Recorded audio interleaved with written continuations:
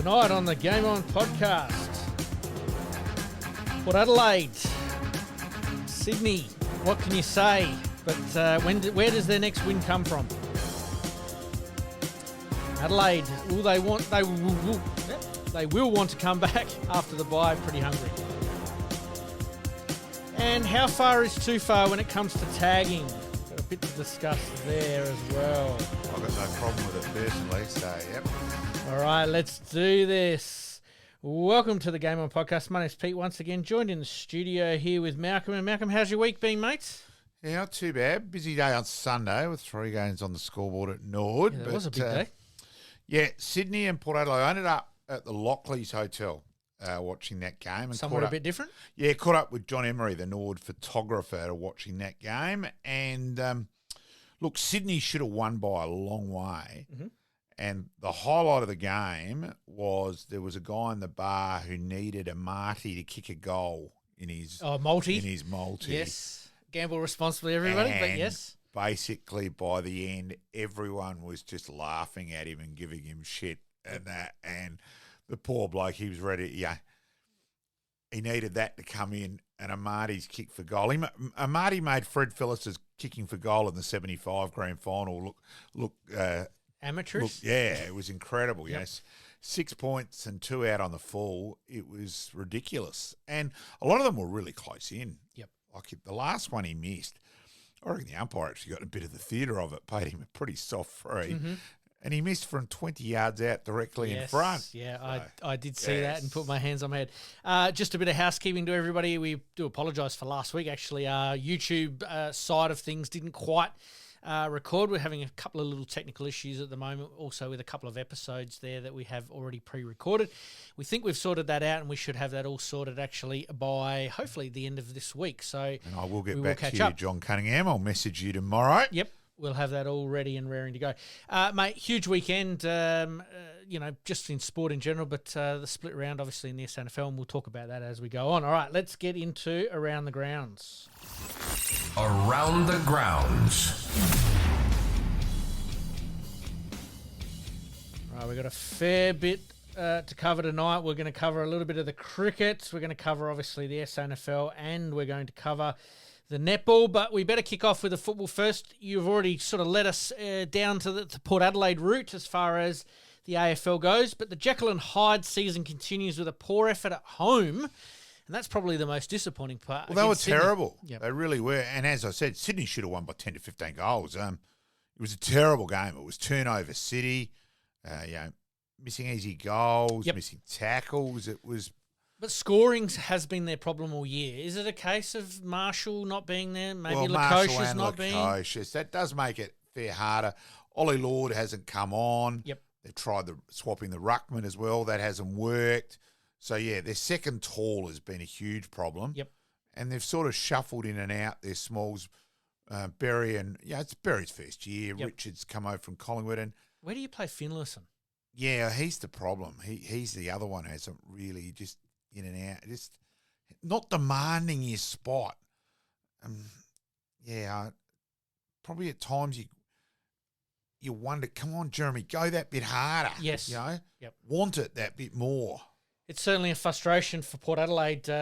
Sydney probably, realistically, on expected score, should have won by about 52 points. I think I heard someone say today on the radio. Kicking goals is vital this year. It's up 20% on previous years. Another little statistic that I heard on the way home tonight, which really surprised me, that if you're able to kick accurately and you're able to kick goals, like anything, good kicking is good football and bad kicking is bad football. Well, it certainly cost Adelaide the game against Hawthorn. Yeah. But it conversely cost Brisbane against Adelaide. Yeah, exactly. So isn't that funny how that has happened? Is it curtains for Port Adelaide's season? And what do they do now? What do they do now? I think they'll just keep going at the moment, but whether Ken decides himself a few games to go, that'll do me. Mm-hmm. Not sure. But there's no benefit of him leaving now, is there? No, really? There's not. There's no benefit to Josh Carr leaving now with only 9 rounds. Starting now. No, I'd just keep going. Do they try to win as many games, or do they look now at, say, draft position that potentially could help them? I know that's. I know we shouldn't draft Tampa, but I'm trying to think on memory that I don't reckon they've got their first round draft choice this year, so it doesn't really matter then in that regard. Yep. I just think you keep trying to win, but I think they've been exposed a bit. Sweet hasn't really had a good year last year, and you thought, well, he can improve and be, one of the ruckman. He's fallen away. We haven't seen Soldo at all. Yeah, and so that's a weakness. I think they fall away a little bit like Carlton. Yes, we'll talk about them in a minute. Yeah, hide the knives, hide the scissors, because that's frustrating in itself. Yeah, so and we talked about this a little bit over the last couple of weeks with St Kilda. Are Port Adelaide in no man's land when it comes to draft acquisitions, playing list, depth? Well, is that their biggest problem? It is looking that way because, look, losing Houston has hurt them. Well, and then conversely, part of that trade, Lukosius gets injured so early and haven't had him. So that's really thing. And look, if they lose Bergman this year, that's going to be, and it's in a draft which is pretty compromised, as we know, with academy selections and all that. Yep. And then it's only going to get worse. Yep. So, I think they are a bit sort of no man's land. So let's just back up a little bit. Question without notice. You talked about academies there. Do you think each team should have an academy, or we have again? We'll just sort of revert back to the last couple of weeks. We have talked about potentially going back to the future with having a league, reserves, and 18s, and your 18s zones and all that sort of things. Yeah, is your academy basically. Yeah, when you zone. Yeah, I think there's merits for it. There's probably merits against, because then players get hidden and cloak and dagger stuff, and then comes out where the wrong address gets registered. And well, that's going to happen no matter what. But you'd think that the integrity committee or the integrity unit themselves would be all over that at some stage. And what you do is you just make the sanctions heavy.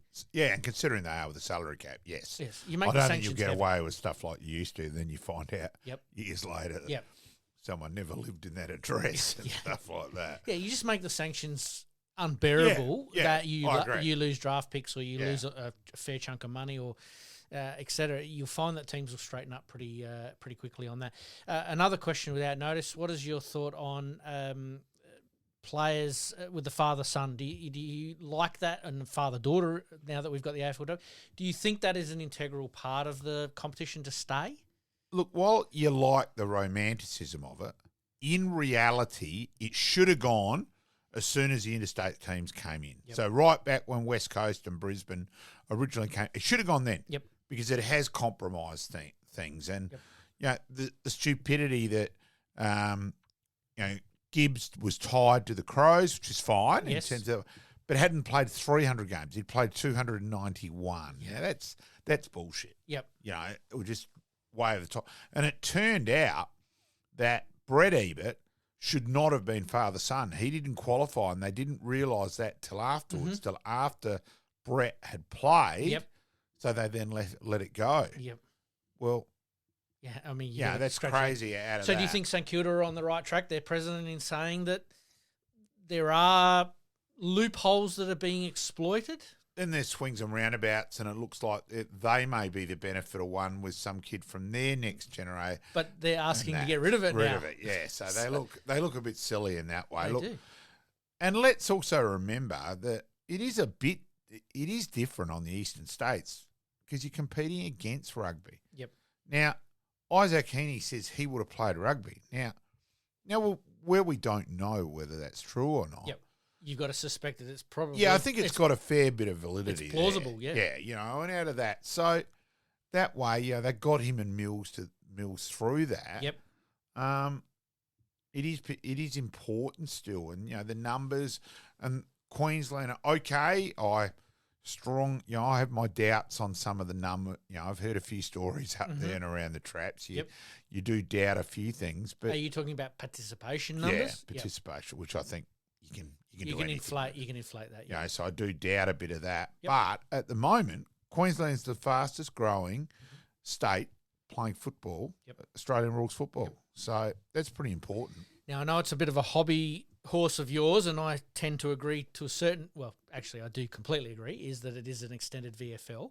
Yes. Now the Adelaide team, the West Coast team, came into the competition, Port Adelaide to a certain degree, and Freo came in, propped the AFL up or the VFL up at the time when they were struggling a little bit. Oh, more than that. There were clubs who were going to go bankrupt, and technically they were bankrupt. Yep. They got saved. If there wasn't the TV rights, there were clubs which would have gone under. And it was $4 million was paid by each side that came in. And it wasn't only at the top end. Collingwood and Richmond were both in huge trouble. Yep. I don't know if people can remember back then. Collingwood and Richmond, it became quite ridiculous. There became virtually a war over players. And the wages kept, there was Cloak, Rains, Stewart, the late Philip Walsh, just off the top of my head. And it just kept going and going. And both those sides could have easily gone under. Exactly right. And so the licence fees save clubs. Now, this is where I'm sort of leaning a little bit more towards this particular question is, do you think the northern states are helping prop up the AFL a little bit on the basis that they are the fastest growing state? Obviously, success is important, and Brisbane have had their time in the sun, and they're right in the sweet spot again, and we'll talk about that a little bit later. But is it important for, say, a GWS, a Gold Coast to be successful in the overall scheme of the AFL?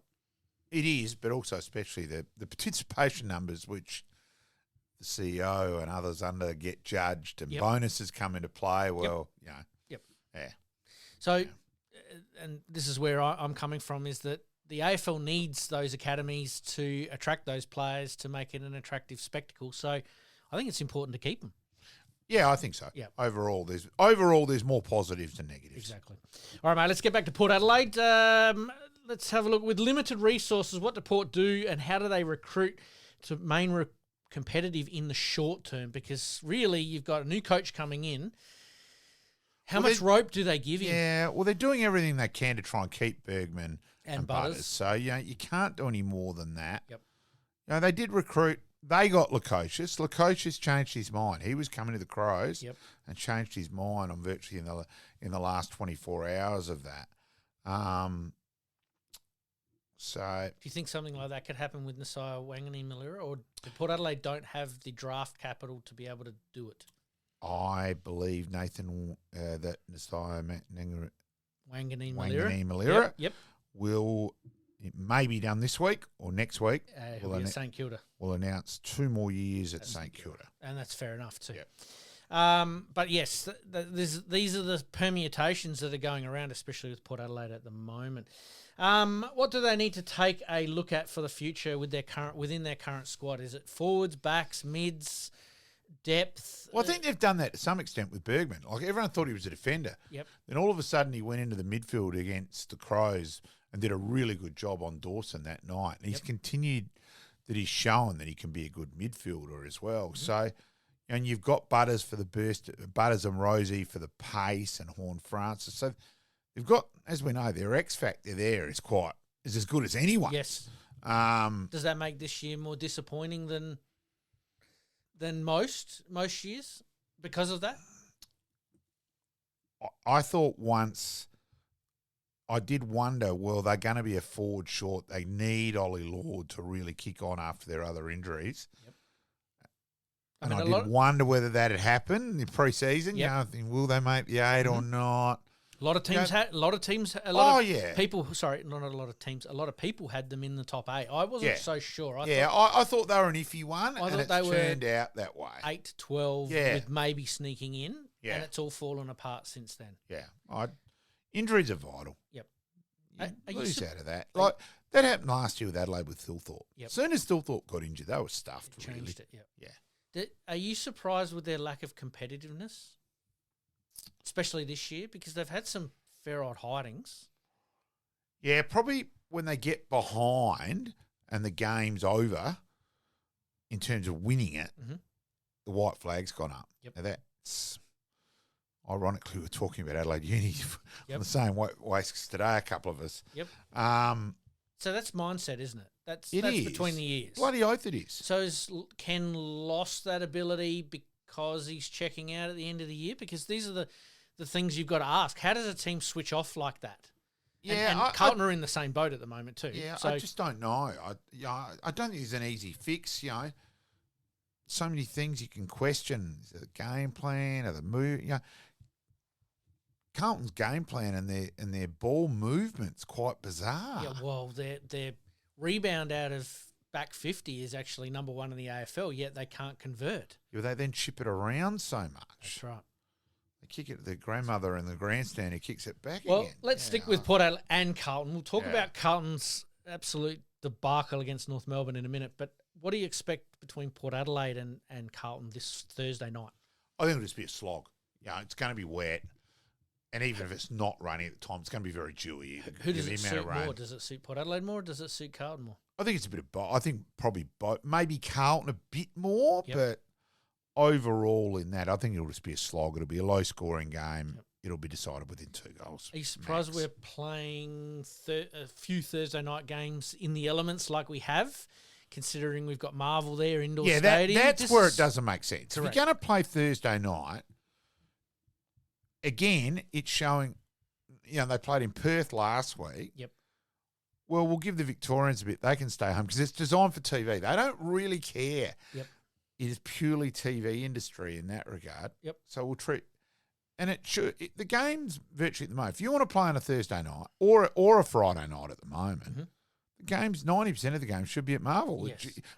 You're complaining that Tasmania have got to have a roof to be in the competition. Yep. Yet you're not using the bloody ground with the roof constantly when it's wet. It's crazy. It's hypocritical. And the other thing is we're led to believe that there should be blockbuster games on a Thursday night for most of those Thursday nights during the year.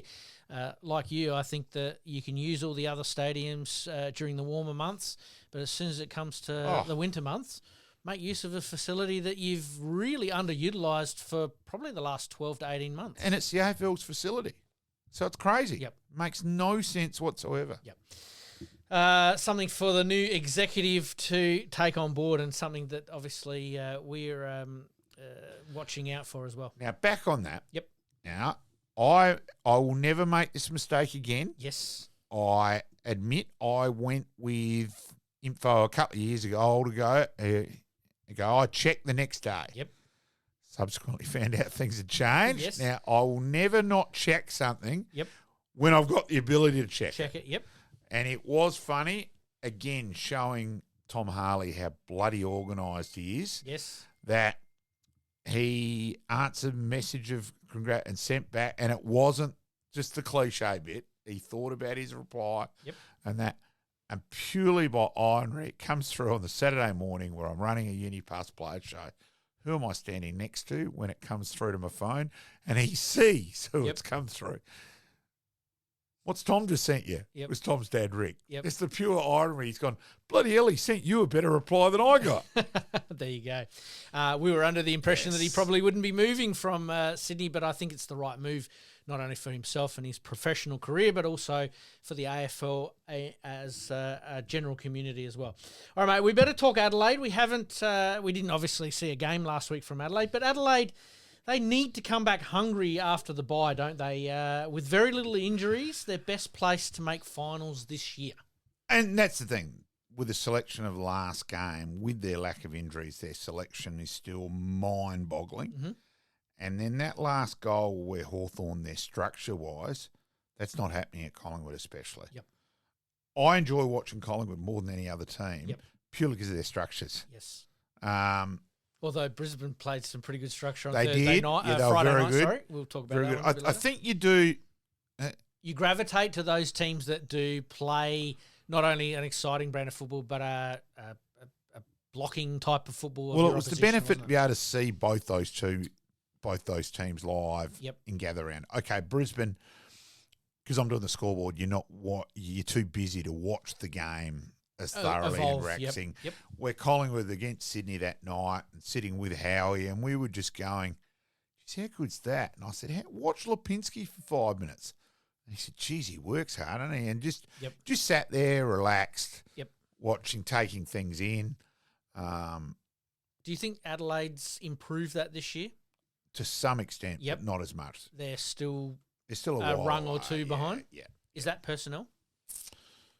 Personal, yes, but also, as I said, that they ran That last goal looked like under 8s footy where the kids just run ahead of the ball and just chase the ball. No, it was terrible where they got. Yep.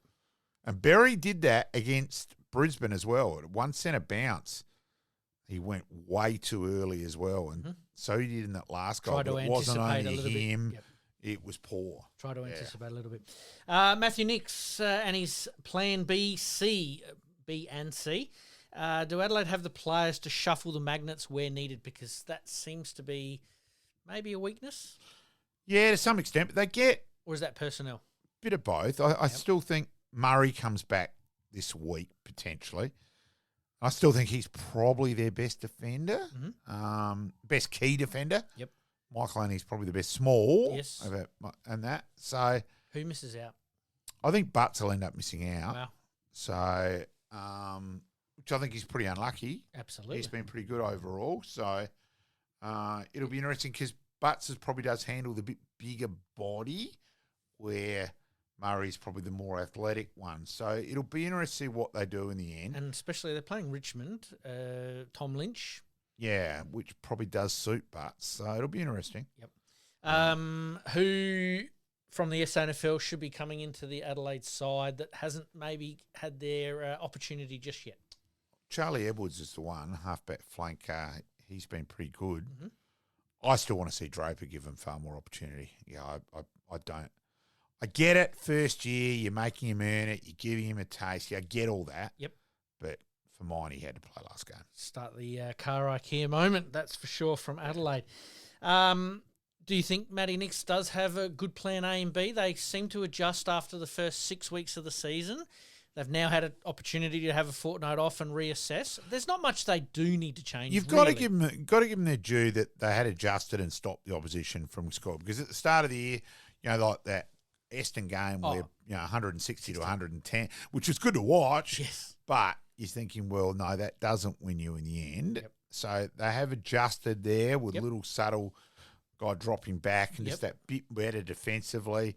So subtle changes there. Do you see the bye coming at the right time to make some minor adjustments? Yeah, possibly. Because their forward line seems to work quite well. Their back line or their back six seem to gel very, very nicely together, and you've got Murray to come back into that, which probably gives them a greater flexibility.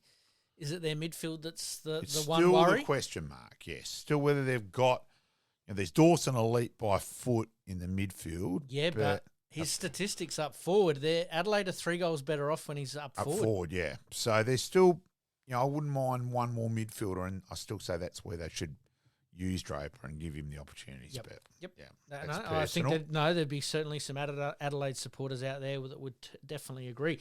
Reach out to us on social media if that's what you think as well, or via private message. We'll make sure we mention it on the show, like a few of our other listeners as well that have sent through some stuff as well. Darren Phillips is not getting the notification, so we'll try and have a chat about that. Yeah. Absolutely. We've obviously talked about what Adelaide need to work on the break, but regardless of what happens, where does Matthew Nix, does he keep his job? Has he done enough, or is it still finals or bust? Because their improvement this year, yes, you sort of don't necessarily look at it linearly. Well, I think there's still a long way to go. There's still games to go, and if they fall away like that, to make the 8's going to be close, as we know. They're talking 15 wins now. Yeah, so it's going to go down the wire still, I think, whether they make it or not. Yep. And if they miss out, finish 9 or 10, I think they'll still be baying for his blood. Yep. So let's wait and see. Personally, do you think he keeps his job? Too early for me. Too early. Too early to call? Yep, too early. Either way. Yep, okay. Personally. No, that's fair enough. Yep. Most people are either yay or nay, pretty black and white on this occasion, but no, you're holding fire for the moment. It's not sitting on the fence on that one. I just think it's too early. No, I believe that a coaching change could upset everything that they've actually worked towards. So that's my personal opinion right at the moment. But you're right. If things go horribly wrong and you lose the group, well, then that's understandable. And look, we've seen Carlton drop out of the 8 at this stage over the last couple of years. Essendon have done it, 2-3 years in a row. There's one team that invariably falls out, and Adelaide have got the advantage of a couple of good home games that they really need to put away, don't they? All right, let's talk AFL hot topics. How far is too far for Taggers? Trying to put some of the best players off their game. We're talking obviously the Nick Dacos. Personally, I've thought it's a mountain being made out of a molehill. What about the knee to the hand? Yeah, look, he could have got a couple more frees paid against him, but overall, I didn't think he did too much. Look, I admit I was watching that game at the Aqaba, so I'm in a group, so I'm probably not watching it quite as closely. Yes. And you're still thinking, they're going to run over St Kilda. Absolutely. Yep. So, but I enjoyed the duel. Now, let's also remember, back in the old days, you actually used to stand a player. The centremen used to have duels. Yes. Okay. Ebert versus Taylor versus Seacamp, Marker. Yep. You know, Robin, obviously, Robin was probably more ruck roving then, but Macca and Timmy G. Yeah, but after, that sort of thing, like a little bit later, but players actually stood each other. Now, they go on the ground, shake hands, have 30 touches each, and everyone says they're the best two players on the ground. So that's where I really like Josh Dunkley because he works his ass off defensively as well. So for mine, I just think it's a mountain made out of a molehill. I think it was a game where Nick Dacos has taken a huge stride forward because he's being tagged a couple other times in the too hard basket. Now, I don't think Collingwood, it's probably the only time Collingwood haven't been as organised for something against Melbourne. Sure enough, they were on Saturday night. And they helped him out. Exactly and I thought it was great. I thought it was very good by Collingwood to help him out, and it was a good duel. And in the end, Dacos gets the points, and someone's questioning, it hurts their chance of winning the Brownlow. Bullshit. I'm happy to have probably a bet. Enhances. I'm happy to bet that Dacos gets the 3 votes on Brownlow medal night. Yep. And the Brownlow's a bloody midfielders medal. So what's your problem? Yeah. Do we see tagging coming back into vogue? I hope so. I think there's it's a spot for it. It's a legitimate tactic, isn't it? James Jordan for Sydney generally does a good job. He doesn't automatically take the on-baller. He quite often will stand the dominant halfback flanker, and I love that. Yep. Ironically, he struggled standing Rosie at the SCG, which was interesting. Because the halfback flanker has now become, say, the quarterback of the AFL, because we are becoming more a game of basketball, offense and defense, and that's when you score on the turnover. Yep. So the halfback flanker who can run and deliver is just so important. It's gold, exactly right, and that's why Adelaide have thrown out a pretty good offer to Nasai Wangani-Malira, and obviously St Kilda are going to match that because they have every right to, and good on them as well. Well, they have to, really. They lost him, jeez. Yep. And they don't look like they're going to get De Koning, but that's all up in the air as well. But out of that, I agree with Lee Matthews' comment the other night, was going, hang on, because De Koning was pretty average at a couple of contests on the weekend. He said, this guy's meant to go and become the highest paid player in the comp. Mm-hmm. Now, that's a bit ridiculous, and I agree with Lee on that. Yep. I think that's where it's got out of control. Yes. All right, let's put away the knives. Anything sharp around here, because Carlton are an absolute rabble at the moment. North Melbourne taking them down by 11 points. But where does it start for Carlton? Is it coaching? Does he survive? Is it their best between their best is and their worst is just way too far apart and has been for a period of time? Well, it's also a bit mystifying that Kennedy and Owies get the lemon and SARS. Basically, neither of them were what were wanted. Yep. And yet they were those X Factor players that gave them not spark, so but for mine they were for mine both were still well and truly in the best 22. Absolutely. I thought Owies was Carlton's best small forward. Yep. And they gave him the flick, and then they've kept looking for they recruited Francis Evans, who's already been at 2 clubs. Will White, as much as I love Razzle Dazzle as a Nord man, unfortunately he's always injured. Yep. So Owies was the cut and paste best small forward. You knew what you were getting, and he was good defensively. Yep. Now, you're sitting there, they can say, he hasn't done much for West Coast. Well, of course he hasn't. He's gone to the worst side in the comp. Exactly right. I still think they were 2 mystifying decisions. So they tried to go defensively to fix their defence a little bit too much, and they've actually gone too far to the left. And Curnow seems to have gone backwards. The delivery doesn't help, though. No. And whether he should have played on the weekend too is obviously in big doubt. Yep. So but they're thinking, well, hang on, we already haven't got Kearney. I'm surprised Harry Lemmy hasn't been given a chance yet. Do you see them trading either Curnow or McKay? Depends on what they're offered. You know, I think, you know, who's most desperately need for a good forward? Melbourne, Sydney. Yeah. What about Brisbane? Yeah, well, they reckon Allen's still. Well, they've said Hawthorn to start with. They reckon Brisbane's the front runners at the moment. Oscar Allen, I don't rate as a big pickup in No, a draft. It's not that. I think he's a good role player. I just don't think he's your number one go-to guy. I think he's a reasonable player. I think he's a bit better than that, but yeah, I don't think he's the top shelf. Yeah. Or is he Danaher before he went to Brisbane? Because Danaher was a bit hit and miss at Essendon before he went, and they persisted. And they with got him. his body back. Was probably the main And then one. became- And Allen, they might be thinking the same thing, but you know, it's not like they Danaher where they reckon the Brisbane weather. Yes. And that helped more. Yes. Well, Allen's been going for WA, so maybe it might. Yeah, so as I said, I think he's a great player, Allen, but I just don't see him as that number one target that any team's desperately going after. So that goes back to my first question: And who's at in the moment, who's in best need of a key forward? Yeah, and at the moment you can sit there and argue after the last couple of weeks. So let's wait and see what happens the rest of the year. But you can say, hang on, Logan, you've already got Morris, so. Do you want to really recruit Allen and spend a fair bit of your salary cap there when you've got Morris? Exactly, so, right. Yeah, it's a bit of a worry, that's for sure as well. It's interesting. Carlton, does Michael Voss survive? You were not on the fence about Matty Nix. You were sort of waiting to see. What's your thoughts on Michael Voss? I hope he stays.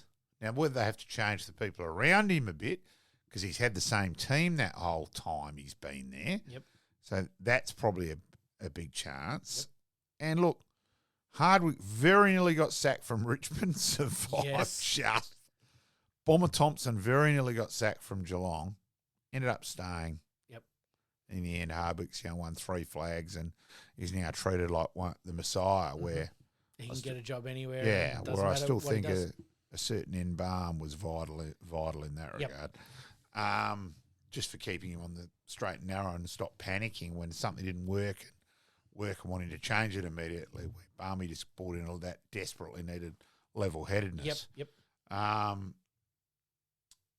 So I hope he does, but then you can argue, is it too stubborn? Is it all, Carlton crash and bash? And they do lack guys with an elite leg. Mm-hmm. There's no one in that Carlton side that you're saying has got... You'd put your life on it and say with he could disposal deliver by foot. Yep.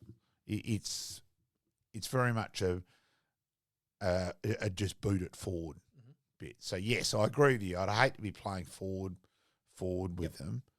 There just seems no connection, which was the buzzword last year, between mids and forwards. And I think Kemp getting injured's hurt them. Yep. I think he was, or only had that X factor, and he was a guy who was going to be a really hard matchup. Yep. Because if you'd had Mackay and Curnow, and so then Kemp gets the third defender, all of a sudden he could have been, the man. So we just don't know. Yep. So but so you reckon it's the coaching panel rather than the coach? Possibly, but I think you've got to query who they've recruited.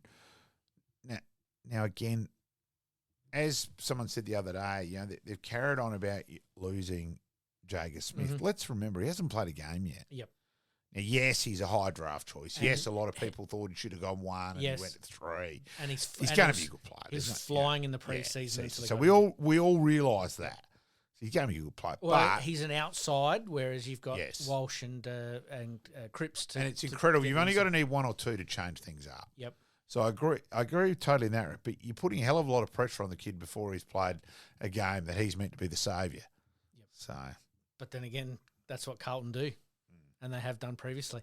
They're not backwards in coming forwards, Carlton, especially when it comes to sacking coaches. I mean, what have they had? 5, 6 coaches in the space of the last 15 years. So, that's going to be an interesting watch and see, obviously, for the remainder of the season. Let's take nothing away from North Melbourne. North Melbourne played brilliant football, but they've forgotten how to win because they never scored in the last quarter. First time since 1958, I think I saw somewhere on the Shinboners social medias or something like that. First time since 1958 that they won a game by not scoring in the last quarter. If it had gone a couple of minutes longer, that might have been enough. Yeah. Yeah. Yep. Where do you see Alistair Clarkson at with this group? Do you think he's just building quite nicely? Not nicely. I wouldn't go as far as that, but they've been better over the last few weeks. Well, their last 6 or 8 weeks. And they could have beaten Freo. Yes. Yeah. I did bump into Harry Faulkner on Friday night, actually, over at the Paine and Bowling Club. And he said, I know you love a good stat. The stat from North Melbourne over the last 6 to 8 weeks is they've been right around the mark. Yeah, they have been. Yeah, there's no doubt about that. And Harry knows his roots. He does. He definitely knows his roots. And that. So there is steps in the right direction. And really glad to see Toby Pink, who played over here at Glenelg. And, as everyone thought, well, he's just going to be a depth and play the odd game here or there. And he's been very good the last few weeks. Absolutely. What about Harry Sheasel? Getting there. Because we haven't really... The expectation this year is probably not as much. Oh, I think, obviously, just all of a sudden with what Kane Corn said, they got more attention on him. He was a bit unlucky with some of that. I think there was a bit of validity in what Kane was saying, and the stats showed that with his lack of score involvements with his touches. Yep. But now going in the midfield and that, he seems to be getting there. So O'Sullivan, wins the Rising Star, and so he should again, number 2 draft choice. So. And all that, but he's showing promising signs. McKercher looks good. Are they one good pre-season away from putting it together? Yeah, maybe? Quite possibly. Because young bodies, light frames, but literally being one pre-season away from. I think next year, all of a sudden, you're thinking they are a chance to make the 8 next year, and upset a few teams along the way. Be real, you haven't been able to say that for a long, long time about North Melbourne. Absolutely, and good to see. Brisbane still a threat. Huge win against Geelong, but they did expose some weaknesses from Geelong, and it's funny how you make your defenders accountable, and it pays dividends. They did, but geez. Kieran Myers, who's been the guy with the weird kicking action, almost like the soccer corner kick action, but has been beautiful, has sliced through everyone else with butter. He couldn't do it. He was terrible on Friday night. Yep. Danger missed goals, which he's kicked the rest of the year. Yes. Then he kicked 6-15. Now, I think on the scoreboard thing, it was quite close, and it should have been a close game in the end. Yep. So, while Brisbane were very good. Well, they just held the ball back. Yeah, they were smart. Yep. They did their job, but you can say Geelong contributed. Would you say Brisbane and Collingwood are the only 2 teams that could potentially do that with precision because of their elite legs? I still think Geelong can do it. Yep. Especially, ironically, they may be better off on the G than at home, just with their change.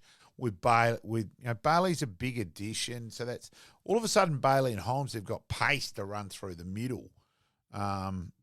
So yeah, it's interesting there. Maybe that's just a bit too simplistic. Yep. But I still think they're a big chance. Absolutely. All right, the Bulldogs a genuine contender. Yeah, I think they are. Darcy, you got to remember, Darcy's in the top few players in the comp. He's 6'8" billion. Yep. You can't spoil him. I don't care who you are. Yes. Especially when they pay any remote close to chopping the arms nowadays. It's not like what you could do. Yep. So him back just changes them up. The Bont's just ticking along beautifully. Treloar's a bit of a loss. He is a loss. But he's not as big a loss as previous years, is he? Well, I think Fraser for mine, he looks like, and Ed Richards statistically is the best player in the comp at this stage. Yep. And I think Fraser can be there as well. So I still think it's a very, very, very, very good midfield, even without Treloar. Absolutely. Can Sydney be the Smoky this year? Yeah, a little bit. I'm not quite. Or have we seen a too small a sample size with everybody back? Yeah, it's too small a sample, and Port were terrible. Yep. Let's wait and see how they go Friday night. I'll still be tipping the Bulldogs in that game. Yep. I think there's some interesting games coming up that are going to shape a few of these permutations. I think their top is still well in front of Sydney's, but I'd love to be wrong. I'd love Sydney to get up Friday night. Will Gold Coast trip up before they make their historical finals debut? I still don't think so. I still think they will in terms of, their performances again have been good without winning. It's not like they've fallen away and been terrible. Like they should have won that game on the weekend. It was a quite crazy game. 6 goals, 7 in the first quarter, and scoring it at will there. Yeah, and they missed a couple. Walter missed a shocker, and I rate him, but he's got to be better than that. Yep. I think an under 10 could have got that. Yeah, even I could have got that with the opposite leg. It's going to be an interesting watch for West Coast. All right, mate, let's quickly just go through the games from last week. Freo getting up over Essendon. Predictable. Correct. We obviously talked Brisbane and Geelong. Luke Jackson's performance in that game, while he was against only Vicente's the brother of Vigo Vicente. Yep. What a great name. Yes. That was pretty incredible. But his effort, 48 hit outs, 3 goals, 20 something. It was pretty elite. Heard a statistic tonight that if he is playing in the ruck, Freo are 3 goals better off. If he's not and he plays any other position for the 100 minutes of the game, they are 52 points worse off if they... It's going to be very interesting what they do this week. Yeah, exactly. Incredibly right. What do they do with their ruck? Who's in line to buy out Freo's contract if they want to move him on? I don't think it'll be Jackson. It'll be No, Darcy. No, I'm talking about Darcy. Well, all of us, I think there'll be a few clubs after Darcy, including Adelaide. Yep. Which should be a very good move. So, speaking of Adelaide, they re-signed their early McAndrew, their early season pre-season recruit. The player should be at Nord, yes. Anyway, so we talk about that. And Collingwood obviously getting up over St Kilda. St Kilda got back within level there just what about after game, the 3 quarters. It was a better game than expected. And the Bulldogs taking care of Richmond. All right, let's get some quick tips before we head off to our break. Port Adelaide v Carlton at the Adelaide Oval. If in doubt, go the home side. Big call. Yeah, I reckon there's going to be a response from Port Adelaide this week, but I'm going to stick with Carlton. Sydney v the Western Bulldogs. Western Bulldogs for me. Gold Coast v Melbourne. People First Choice Arena. Big game, huge game. I'll go Gold Coast. If Gold Coast lose this one, then suddenly it's a bit, It's going to make it very interesting. Hawthorn v North Melbourne.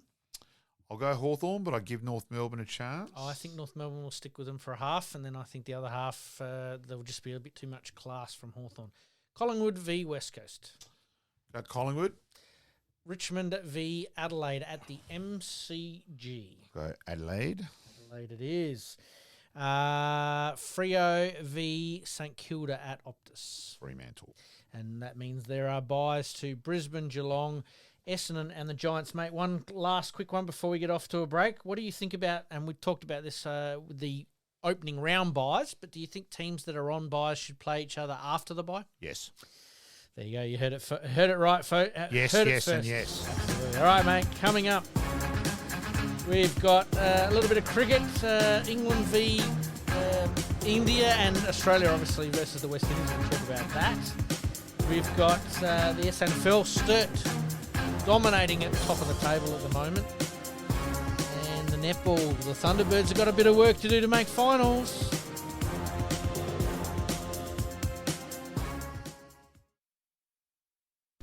You're listening to the Game On Podcast. We'll be right back after this short break.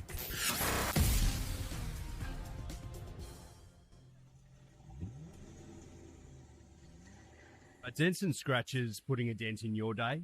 Introducing Roger Steen Crash Repairs Adelaide, your trusted solution for automotive woes.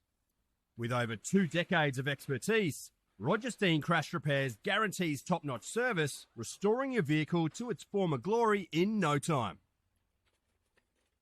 From minor dings to major collisions, our skilled technicians handle it all with precision and care, using state-of-the-art equipment and techniques. Roger Steen Crash Repairs saved my car. It looks brand new. Fast, friendly and reliable. I wouldn't trust anyone else with my vehicle. Don't let accidents slow you down. Visit Roger Steen Crash Repairs Adelaide at 14 Penner Avenue, Glynde, for quality service you can count on. And here's a special offer just for our listeners. Mention this podcast and receive a $100 discount on your repair. Roger Steen Crash Repairs Adelaide. excellence in every repair. All right, mate, we continue on. Let's talk cricket. Obviously, England playing India at the moment in England. I did happen to catch a little bit of this late on Friday night and again on Saturday night. It's turned into an interesting contest. Yeah, it's been fantastic. Look, I know you love your cricket. Have you been watching a little bit of it? Yeah, I'm following it pretty heavily. Yeah, not much sleep in the Ashwood household when cricket's on. Fair enough. Pant, first Indian player to make hundreds in both innings in a test match in England. Yep. He started terribly yesterday in terms of trying to invent everything. He tried that. Is this the T20 mindset? Yeah, he tried this reverse scoop and he luckily got an inside edge. Otherwise, it would have been palpably plumb and he just would have looked like an absolute idiot. Yep. But then he smashes them, gets 100. Rahul's a beautiful player to watch. Yes. Similarities to Mark Waugh, I reckon. Yep. In terms of just... Was he the one that injured the wrist or was having cramping problems? I love watching him. Yep. Bat. So there, and look, to Brooks, Pope batted well, and Brook, I think they've got batting power, which is going to scare Australia. I give England a huge chance at the moment in the Ashes. Wow. I think their batting's far more settled than ours. Far more questions on Australia than what there is on England's. I think Brook will be good on Australian pitches. I reckon his batting, the bounce and the square of the wicket will suit him. Yep. Hope I'm wrong. Even with the kookaburra? Yeah, geez, I hope I'm wrong. Yep. And he bombs. But there, he made 99. Got out an average shot, actually. Mm-hmm. So, and India, once they got to 5 out, they were all out. They collapsed in both innings. So that has been the MO of India lately, hasn't it? It is, big time. So they need, they lost 3 wickets in 4 balls to get England effectively back in it. So needing 371 to win. 336 currently at the moment. They're none for 35. Yeah. We've got an old-fashioned day 5 chase on our hands. And look, they'll score quick later. If they've got wickets in hand, they will score quickly. Yep. Is this where Bazball actually can be handy? Yes. And they did chase a similar score to beat India on the last tour. I think it was at Headingley as well. I'm not 100% sure. So, yeah. Is Headingley, and I did hear this just on the cuff, is it a hard place to field or catch? Can be, they reckon, with a cloud comes in, you can lose it a bit. Yep. But, geez, it's a quick outfield. And no joke, it's marginally bigger than this room too, Really? Pete. Ball beats the infield, it's 4. So you do score very quickly. So you could play lawn bowls on it, basically. Basically, yeah. Oh, unbelievable. We'll obviously talk about this, the finish of this next week. Obviously, England currently, as we're recording this, needing 336 to win. All right, let's flip over. Australia are taking on the West Indies in a series coming up. What are your thoughts on the inclusions in the squad and potentially what your top 11 is? I think Constance has got to be now given an opportunity. And I want to tell him, be positive, but don't be stupid. Yep. Now, he took Bumrah on and it worked. That's not the way he started his career overall. Yeah, he's been a dominant player at junior level through batting properly. Yep. Not what he did in his first couple of tests. So I want him to bat properly. So does he model himself maybe on a David Warner, where David Warner was positive but wasn't crazy? But not lunatic-wise. That's right. And I think out of that, look, I reckon against Bumrah you can defend it. We go, well, hang on. We tried batting properly against him, and he was just making mincemeat of everyone. Poor Nathan McSweeney was unlucky there. I still think he was very unlucky in his innings. His vital part of the Test win in Adelaide seemed to have got forgotten very quickly. Yep. Is that because it's a boys' club? I know this is a controversial topic, but is it because Cricket Australia or the Australian men's team is a little bit of a boys' club? They stuck fat with some players that probably should have been given a little bit of an opportunity at the lower level to get some form back. It does seem easier to get in than out. Yep. And look, with Labuschagne, I've actually agreed with a couple of the comments at the moment. Send him back to Glamorgan. Go back to Glamorgan, make plenty of runs in county cricket, then make runs at the start of the Australian summer, and then we'll play you. Yep. At the moment, he's been in 6s and 7s. He didn't really in the Test final. It was neither one or the other. Mm-hmm. He got out both very tentatively in both innings for 20-odd in both innings, so he had actually got a start. He couldn't go on. Now, if he'd gone on with one of those innings, he'd still be playing. Yep. I think Kawaj is very lucky. I think he's on borrowed time. Well, but do you think he's there to mentor Constas? Possibly, but at 38, Mm-hmm. Bumrah made him look stupid, and again we go, well, hang on. The wickets are harder to bat on in Australia at the moment than what they've been for a fair while, Yep. like especially against the new ball. Yep.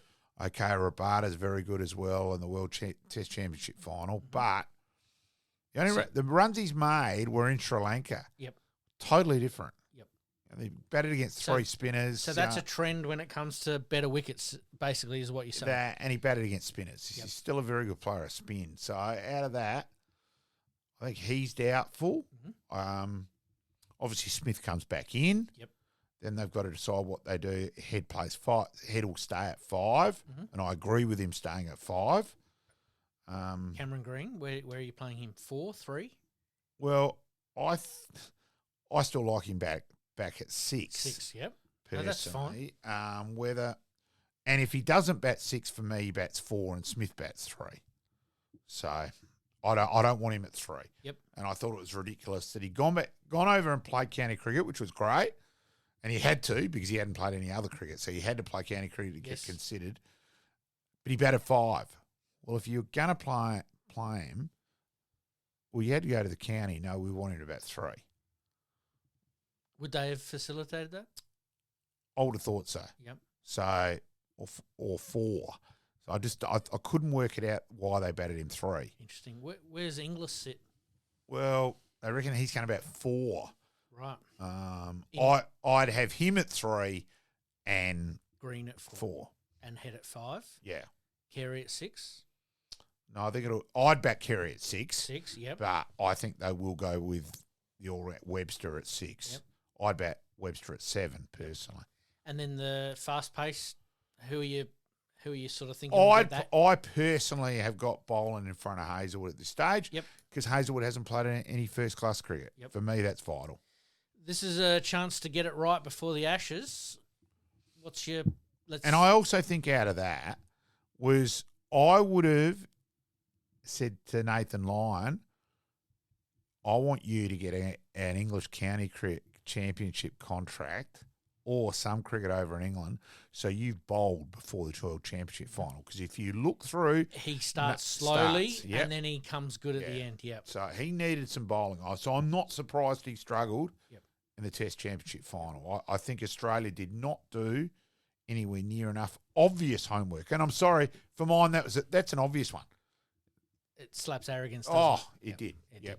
All right, it's going to be an interesting watch. We've sort of worked through our top 11 there, I reckon, with batting positions and players coming in.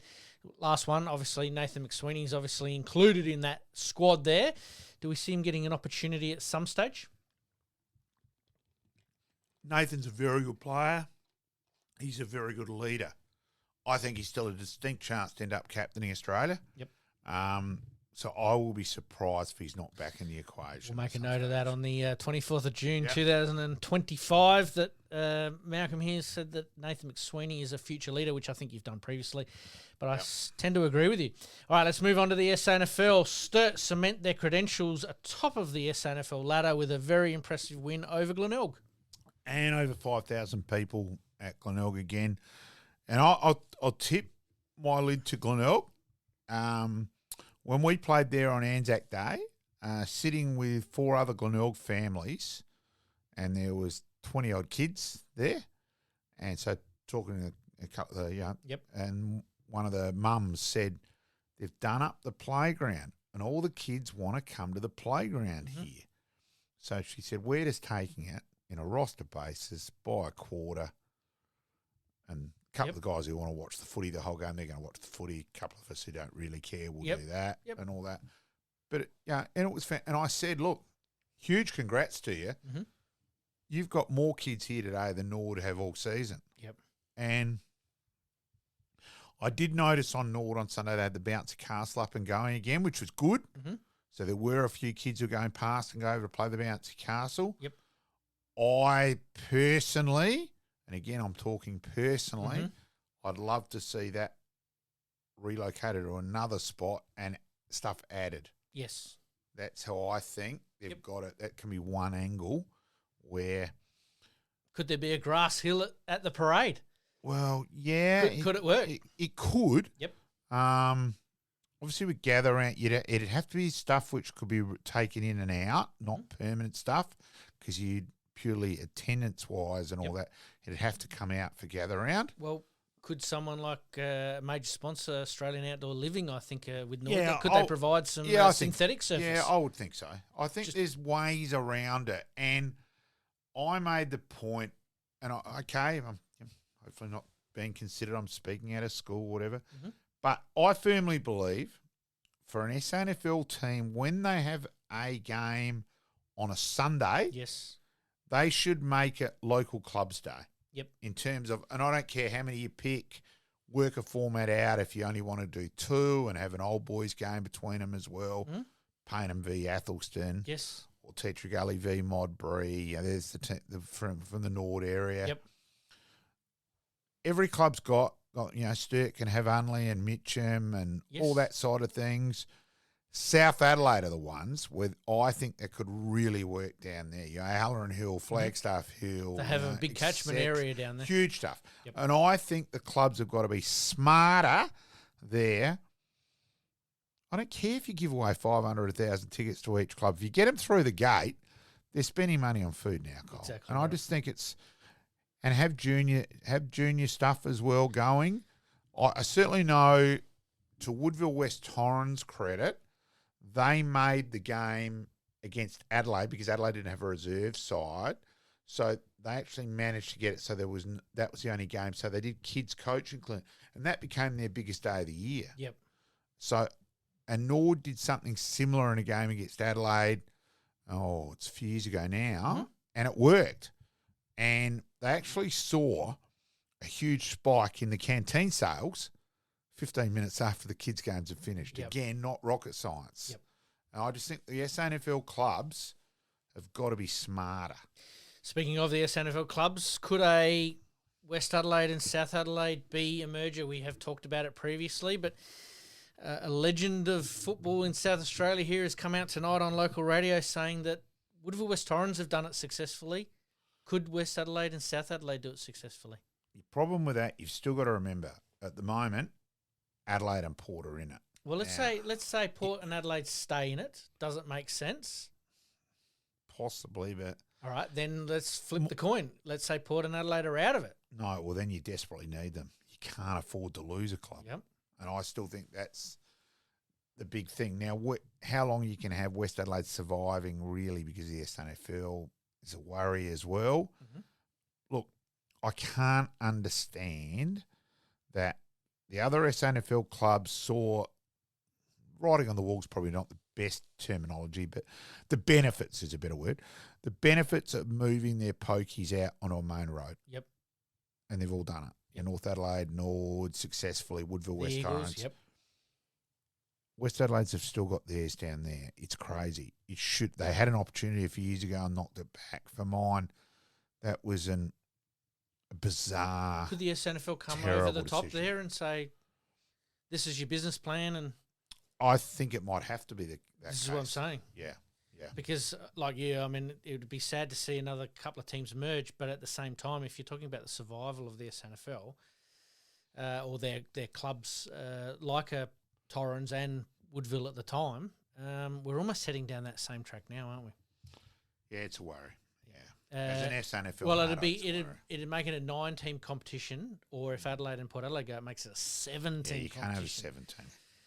It's getting back to the old days where you play each other 3 times, one home, one away, and one at a neutral venue, which may be an option later on. I think if it became that, you'd have to get either a Mount Barker or a country team to come in. You'd have to get another club. Might do a little bit of research on that and see which might be the best clubs. All right, let's quickly talk about the Thunderbirds, just holding on to a historic finals berth to challenge for a 3rd premiership in a row. They're currently just sitting outside the 4 at the moment. some interesting games coming up. Can they do it? Is their form good enough to give the top 4 teams a bit of a shake? Their form's not good enough at the moment. No. Yeah, it's a bit of a worry, that's for sure, as far as matches go. They did go down to the West Coast Fever, 68-63 there on the 20th of June. They have got the Vixens coming up. They're sitting in 4th, and I think 2nd and 3rd are playing against each other. So there's a real opportunity there. It's a must-win game. Exactly if right. they win this, they're in a chance. If they lose, it's pre-season trip time. Absolutely. All right, mate, let's take a bit of a look at what's coming up Post-season on Friday. We got Jake Lehman. Really looking forward to that one. And Keith Thomas finishing off 6 of 6.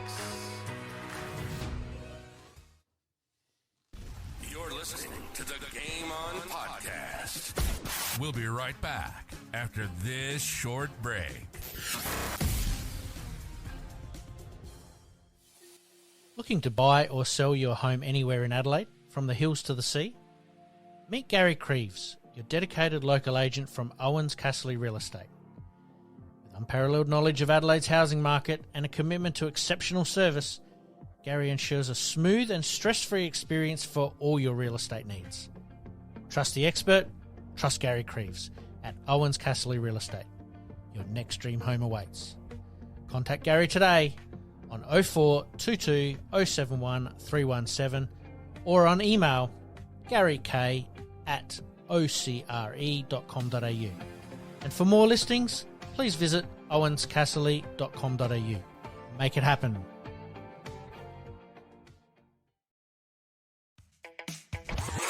Flashbacks.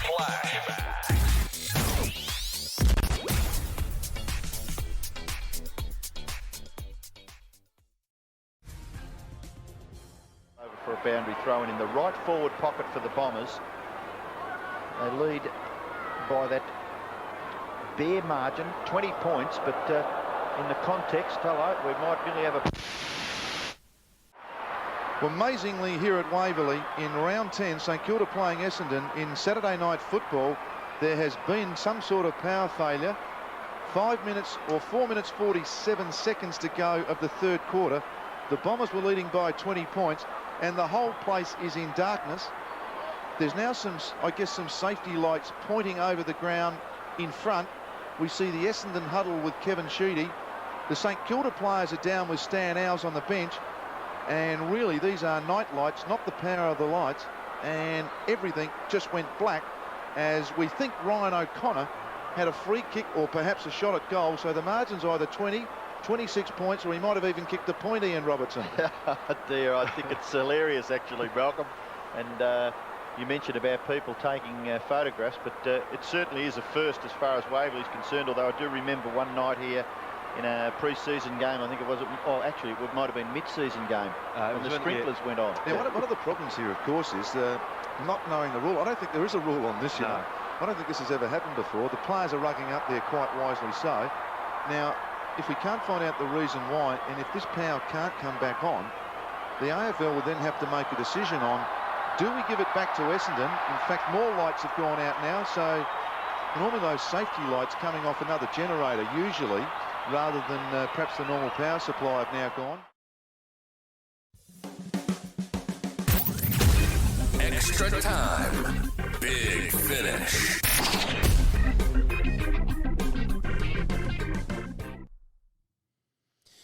All right, mate. Waverley Park was, or VFL Park was in the news, obviously, for being sold. Obviously, the AFL have purchased it back, but there's been some classic events that have happened at that venue, and that was one of them. Good deal for Hawthorn too. Get it for $1 and sell it for millions. Exactly right. Yeah. It's unbelievable, and that night was synonymous. Incredible. Coming back, I think the following Tuesday and played the rest of that quarter. Unbelievable. All right, let's talk AFLW very quickly. Adelaide superstar vows to leave no stone unturned in sending out Matty Clark in his final year with a big win. Yeah, we can only hope. Wait, see. Exactly right. Congratulations go, talking NBA, to Oklahoma City on winning Game 7. Wow, don't see too many championships that go to Game 7 in the NBA's history, but well done to them. Josh Giddey looks like he could become the new ambassador, obviously, or the number one ambassador for not only basketball but Australian sporting terms. Yep. Exactly Yep. right. Let's talk soccer very quickly. Sam Kerr rejoins the Matildas after an interrupted injury. Yeah, it's just promising. Let's leave it at that. Exactly right. State of Origin was an absolute belter last week. I stuck fat with Queensland and I switched on about 10 minutes early, and all of a sudden they're up by 26 points. But New South Wales came home with a flurry. It does make it interesting for game three. Yep. Exactly right. What did you think of it over in Perth? Yeah, look, at least it's kept the series alive. That's the important thing. Exactly right. And it is for national selection as well. Tennis traditional warm-up events at Wimbledon. A couple of Aussies doing very, very well. We've got Tristan Schoolkate, Lee too, obviously here from South Australia, James McCabe and Alex Bolt all getting through their first round of qualifier. Congratulations. We'll follow that in more depth next week. All right, last couple of ones, mate. Players taking unders to keep their teams together for continued success. Are you a fan of it or not? Yep, I am. Absolutely. And the last one on golf, Minjee Lee, obviously having a big win.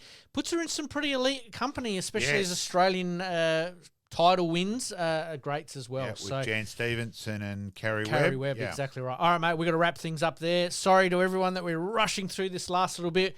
We have run out of time tonight, but as per usual, thanks for listening. Like, rate, subscribe, do all of those things. Pass it on to friends, family, and anybody else that loves listening. Mate, thank you this week. Thanks, and mate. We'll do the good, the bad, the ugly next week as well. All right, mate. Thank you. Thank you. In this crazy world we live in, we all need the distraction. Enjoying the show? Like, rate, and subscribe. Hook up and connect with us on social media at Sportscast SA. We'll see you next time on Game On.